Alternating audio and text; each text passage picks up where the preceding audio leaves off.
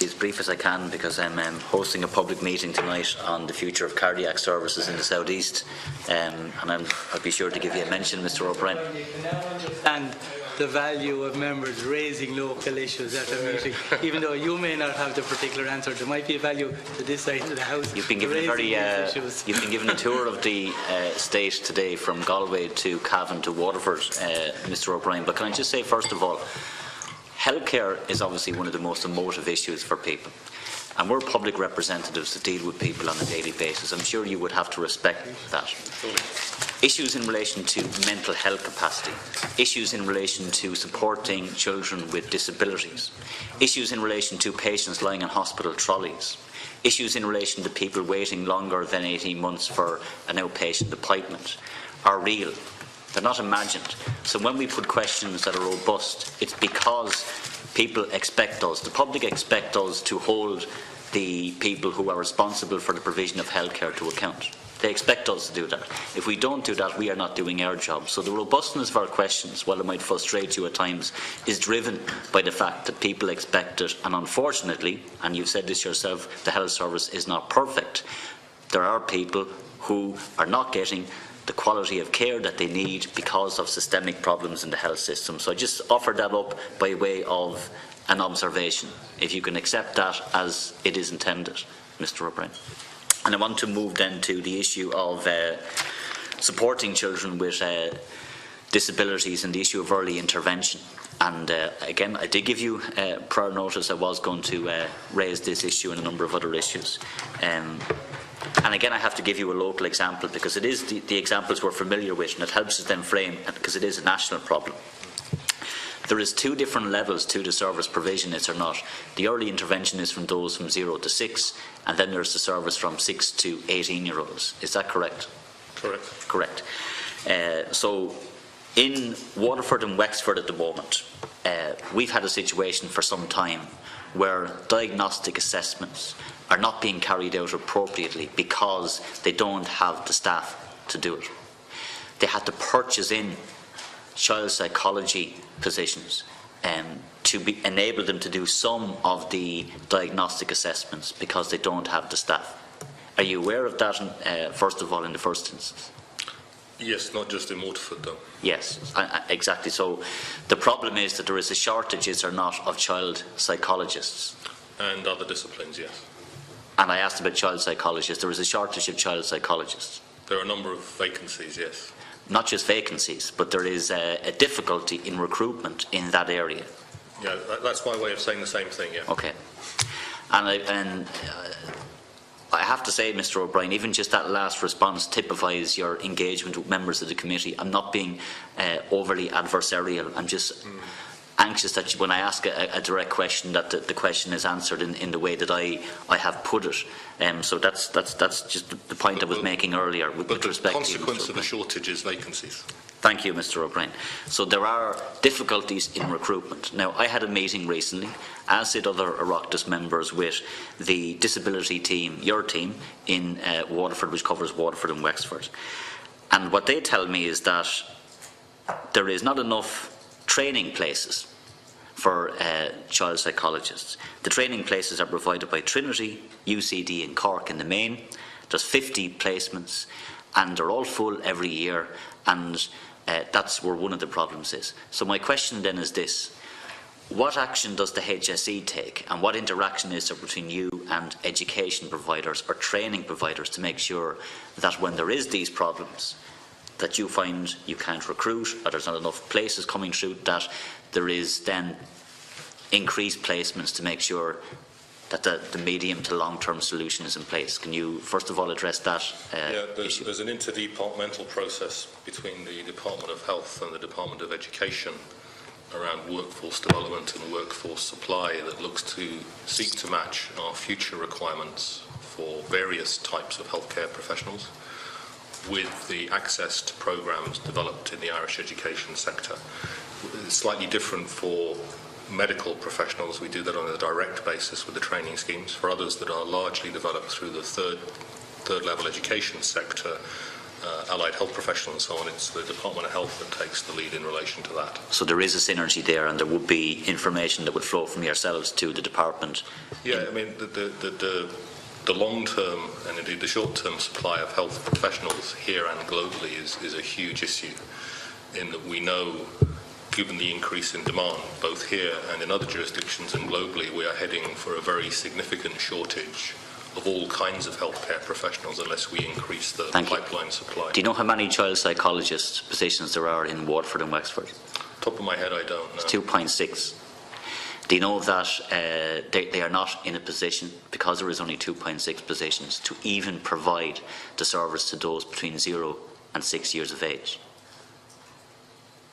This is not a unique to Waterford situation. I look at it through a national lens. Yeah. There is a very significant issue with access to assessment and early intervention and to therapies associated to that.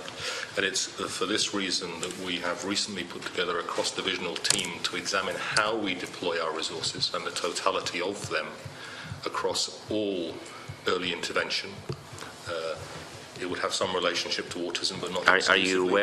Are you aware that for those aged between 6 and 12, and bear in mind we're talking here about children with complex needs, there is no child psychology service in Waterford and Wexford? Zero. I wouldn't have been specifically aware in relation to Waterford any more than any other location, but I'm aware that we have a national problem with access to both diagnosis and therapies. There's a two-pronged approach. For our part, we've set up an operational review to look at how well or not we're using the resources we do have.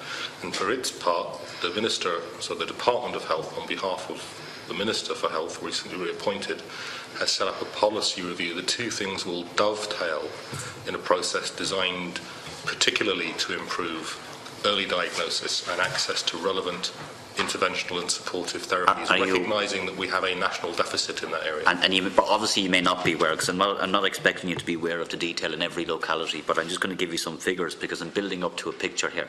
Occupational therapists, again I've been told, and this is from your own staff, Mr O'Brien, for those aged between 0 and 6 years of age, they're waiting on average 18 months to see an occupational therapist. For those from 6 to 18, they're waiting 3 years.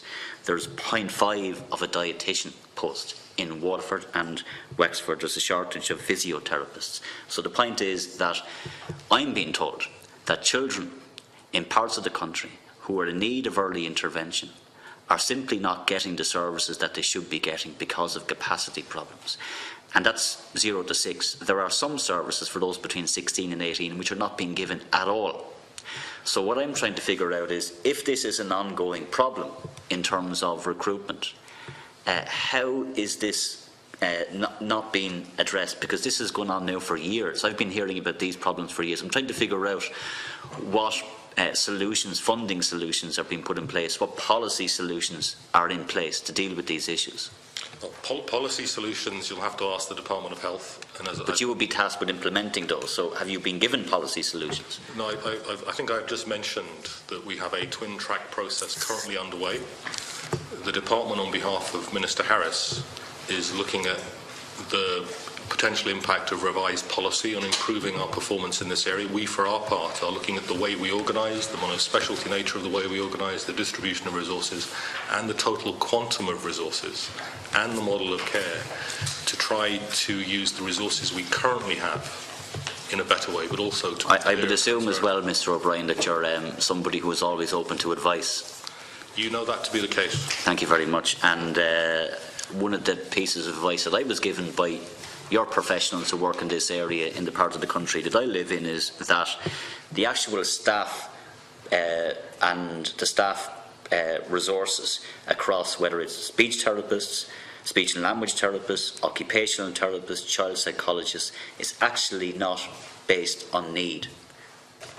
So there is no, for example, baseline staff numbers based on need. So there's no, we need X number of child psychologists per X number of children who are in need. It's all based on existing staff posts, which is why we have a problem in some parts of the country where in Waterford there's 2.6 child psychologist posts. Is that something then that is part of the problem? And if that's something that's part of the problem, because they're telling me that in relation to other parts of mental health, that's not the case. It is based on baseline need, but in these areas it is not.